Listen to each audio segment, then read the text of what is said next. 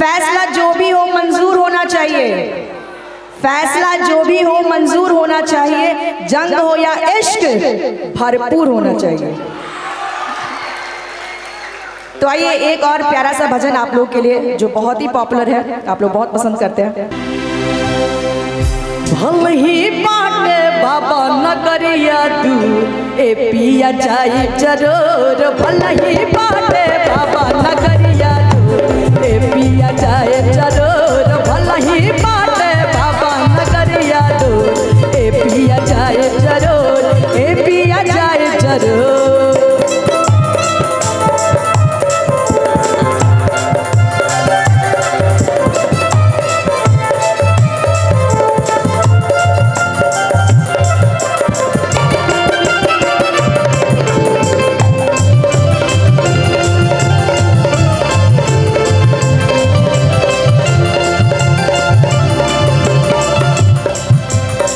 घर जाइब जलवा चढ़ाइब बाबा के दुआरा सुखवा पाइब।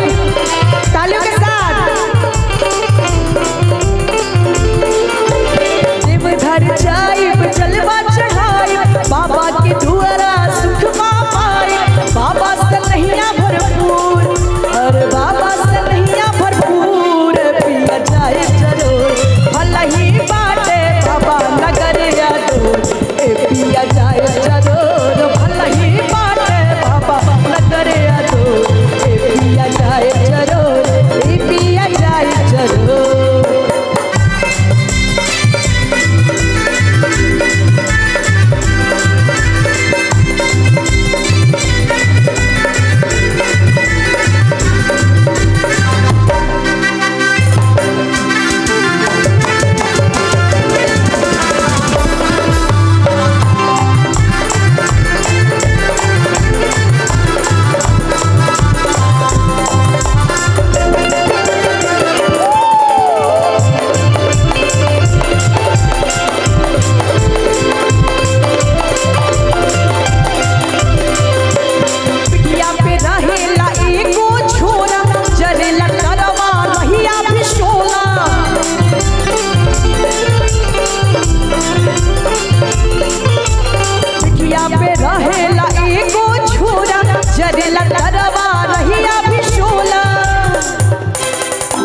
अरे दहिया भी थके चूर, अरे दहिया भी थके चूर, पिया जाए जरूर, भला ही बाटे बाबा नगरिया दूर ए पिया जाए जरूर, भला ही बाटे बाबा नगरिया दूर ए पिया जाए जरूर, ए पिया जाए जरूर।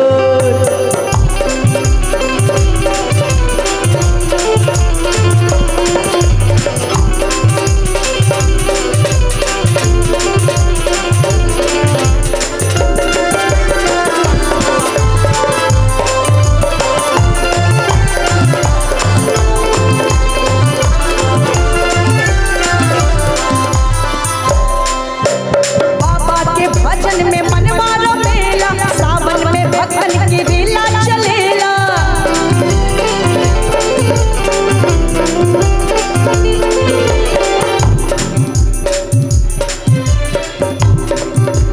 बाबा के भजन में मनवा रमेला, सावन में भक्तन की लीला चलेला। असरा हो जाला पूर, अरे असरा हो जाला पूर, पिया जाए जरूर, भला ही बाटे बाबा नगरिया दूर ए पिया जाए जरूर, भला ही बाटे बाबा नगरिया दूर ए पिया जाए जरूर, ए पिया जाए जरूर, ए पिया जाए जरूर।